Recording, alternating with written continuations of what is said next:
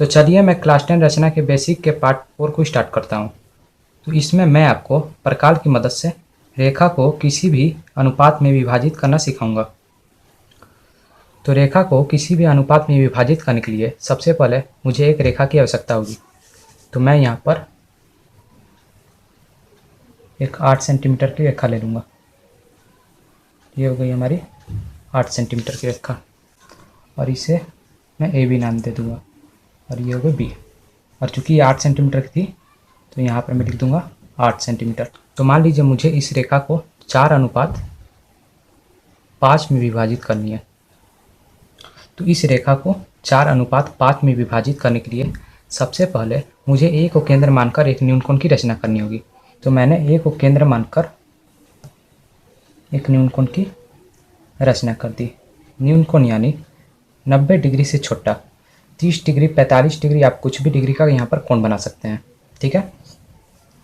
तो मैंने यहाँ पर माप कर नहीं बनाया है क्योंकि 90 डिग्री की रेखा तो स्ट्रेट होती है, तो मैंने केवल इसे झुका दी है क्योंकि झुकाने से यहाँ पर जो कोण बना ये 90 डिग्री से छोटा बन गया और ये न्यूनकोण हो गया।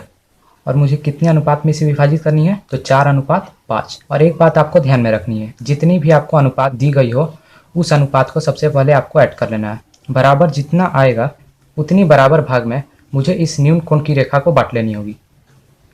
तो जब मैंने इन दोनों अनुपातों को ऐड किया तो हमारा आ गया 9। तो इसका मतलब कि मुझे इस न्यूनकोण की रेखा को 9 बराबर भागों में बांट लेनी होगी। तो मैं इस प्रकार की नोक के जरिए इस न्यूनकोण की रेखा को 9 बराबर भागों में बांट लूँगा। तो इसके लिए मुझे इस प्रकार की नोक को ये पॉइंट पर रखनी होगी और आपकी जितनी मर्जी हो उतनी प्रकार की नोक को रखनी होगी।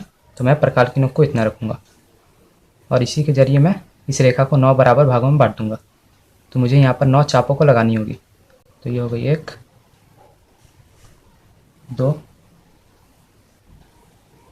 3, 4, 5, 6, 7, 8, 9। तो मैंने प्रकार की मदद से इस रेखा को 9 बराबर भागों में बांट ली और फिर मुझे इन चापों का कुछ नाम दे देना होगा। तो मैं पहले चाप का नाम A1 दे दूंगा, दूसरे का A2, A3, A4, A5,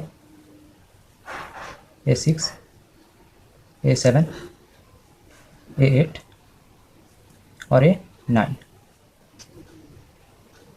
ठीक है जी, ठीक है सर। और उसके बाद मुझे इन दोनों बिंदुओं को आपस में ज्वाइंट कर देनी होगी। तो मैं इसे जोड़ दूंगा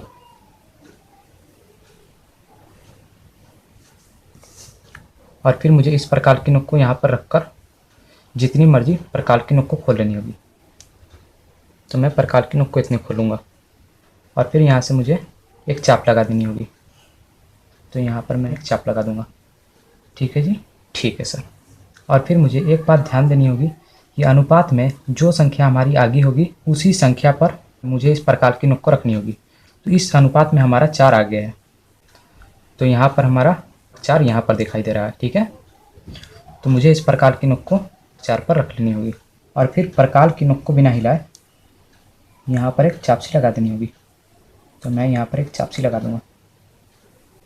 ठीक है जी, ठीक है सर। और फिर यहाँ पर जो कोण बनी थी वो इतनी बनी थी। ठीक है। तो मुझे इस प्रकार से इस कोण को माप लेनी है।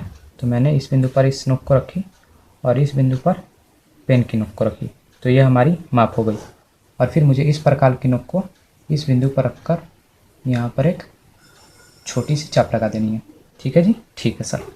और फिर मुझे A4 को इस बिंदु से ज्वाइन कर देनी है।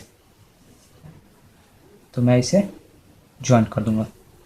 क्योंकि यहाँ पर दोनों के कोण एक ही डिग्री के हैं तो इसलिए ये दोनों रेखा आपस में समांतर हो गई हैं। ठीक है जी, ठीक है सर।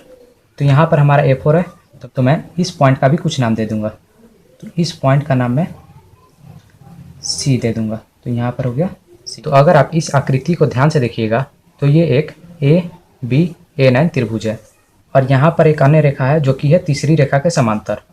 तो आपने थेल्स प्रमेय में पढ़ा होगा, यदि किसी त्रिभुज में किसी तीसरी भुजा के समांतर अन्य रेखा को खींच दी जाए तो वो रेखा आमने सामने की भुजाओं को समान अनुपात में बांट देता है। तो इसलिए ये दोनों रेखा का अनुपात आपस में बराबर हो गया।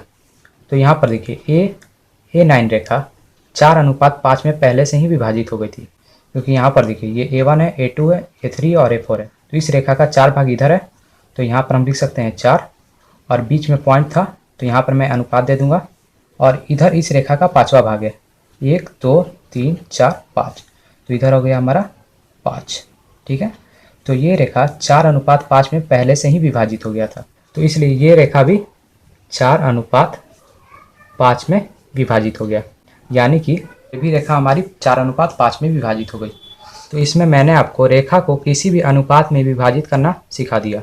तो इसी के साथ हमारा बेसिक पार्ट 4 समाप्त होता है।